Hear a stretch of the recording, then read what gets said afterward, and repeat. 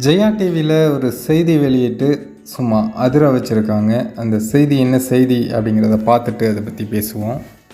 Only one super one அப்படின்ட்டு போட்டு number one யார் என்ற சர்ச்சை எழுந்த நிலையில் 2023 ரசிகர்களை அதிகம் கவர்ந்த நடிகராக என்றுமே நான் தான் நம்பர் ஒன் என்பதை நிரூபித்துள்ளார் சூப்பர் ஸ்டார் ரஜினிகாந்த்.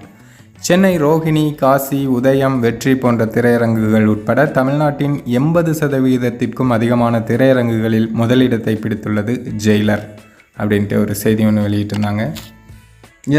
நிறைய திரையரங்கங்கள் அவங்களோட டாப் 10 பட்டியலை வெளியிட்டு இருந்தாங்க. அதாவது 2023 எந்த படம் அதிகமாக வசூல் செஞ்சுருக்கு, எந்த படத்துக்கு அதிகமாக ஆட்கள் பார்த்துருக்காங்க அப்படிங்கிறத பற்றியெல்லாம் நிறைய தேட்டர்கள் வெளியிட்டிருந்தாங்க.